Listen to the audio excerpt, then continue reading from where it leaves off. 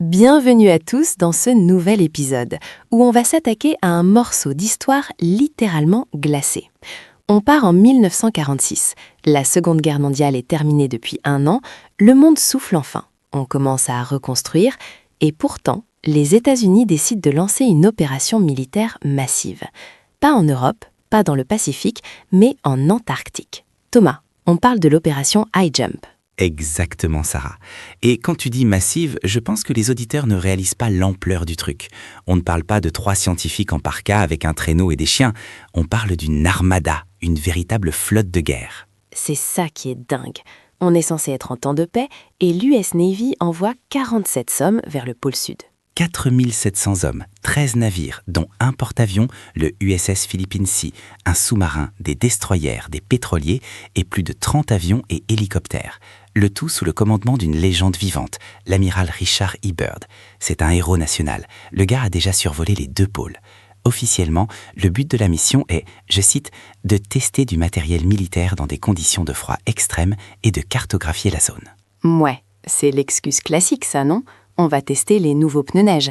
Sauf qu'on n'envoie pas un groupe aéronaval complet pour faire de la topographie. Ça coûte une fortune, surtout juste après une guerre qui a ruiné les économies mondiales. C'est là que ça devient intéressant. Il y a une disproportion totale entre l'objectif officiel et les moyens déployés. On sait que l'opération a été montée en 4e vitesse.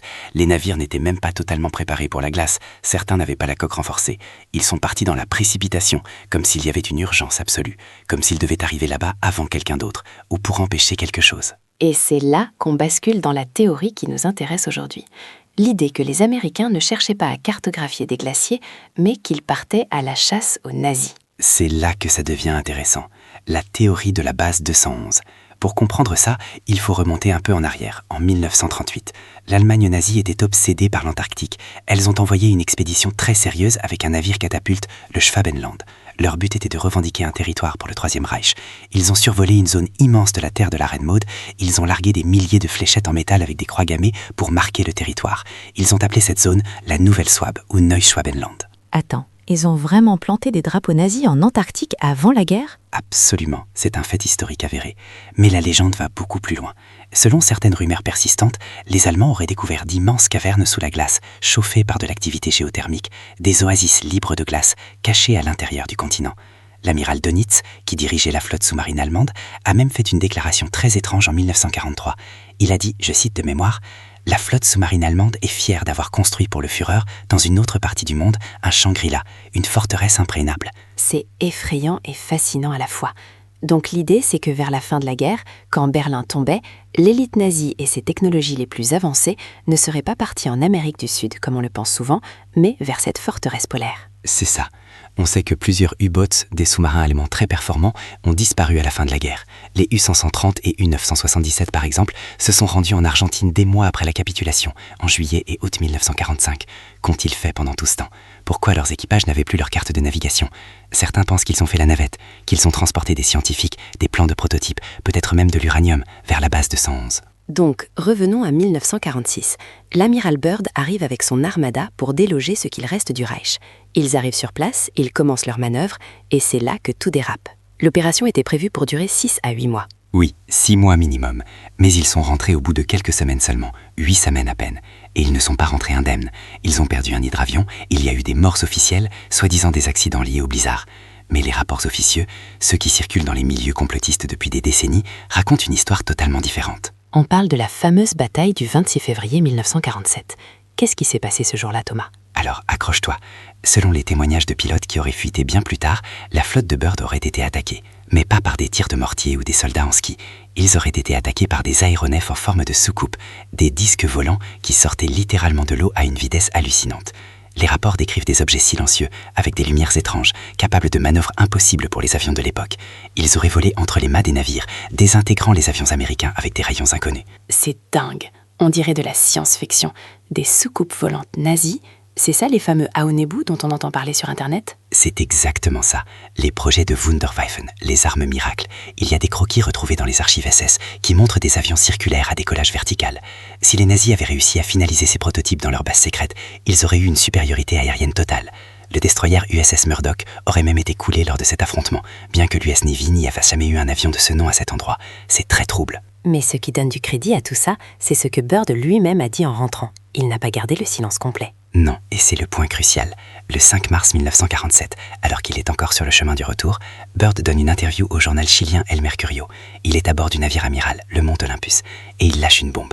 Il déclare qu'il est nécessaire pour les États-Unis de prendre des mesures défensives immédiates contre des chasseurs ennemis capables de voler d'un pôle à l'autre à une vitesse incroyable. Il a vraiment dit ça? Capable de voler d'un pôle à l'autre? Oui, c'est imprimé noir sur blanc. Il a ajouté qu'il ne voulait effrayer personne, mais que la réalité amère est qu'en cas de nouvelle guerre, les États-Unis pourraient être attaqués par des objets volants qui peuvent traverser la Terre en un temps record. Après cette déclaration, Bird a été rappelé à Washington, interrogé par les services secrets, et on lui a été ordonné de ne plus jamais parler à la presse. Il a été mis au placard. Un homme de son envergure, réduit au silence. Ça fait froid dans le dos. Surtout quand on sait que quelques mois plus tard, en juillet 1947, c'est l'affaire Kenneth Arnold, le premier cas célèbre d'observation d'OVNI aux États-Unis, puis Roswell en juillet. Comme si quelque chose avait été réveillé en Antarctique et commençait à survoler le territoire américain. C'est la chronologie qui est perturbante. High Jump en février, les soucoupes de Kenneth Arnold en juillet, Roswell en juillet, tout s'enchaîne.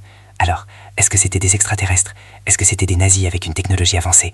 Ou est-ce que c'était tout simplement l'hystérie de la guerre froide qui commençait? Justement, essayons de rationaliser un peu, même si c'est moins drôle. Est-ce qu'il y a une explication logique à cette retraite précipitée? Bien sûr, l'Antarctique c'est l'enfer sur Terre. La météo de 1947 a été particulièrement atroce. Les navires n'étaient pas prêts, les hommes souffraient, le matériel gelé.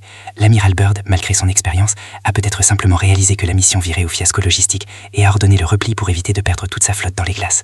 Et pour les avions ennemis, il faut se rappeler qu'à ce moment-là, l'ennemi numéro 1 c'est l'Union soviétique. Bird avait peut-être peur que les Russes développent des bombardiers passant par le pôle pour attaquer l'Amérique. C'est l'explication la plus sage, mais elle n'explique pas tout. Elle n'explique pas les rumeurs persistantes, les journaux de bord manquants et cette obsession ultérieure des Américains pour surveiller l'Antarctique avec des essais nucléaires atmosphériques quelques années plus tard.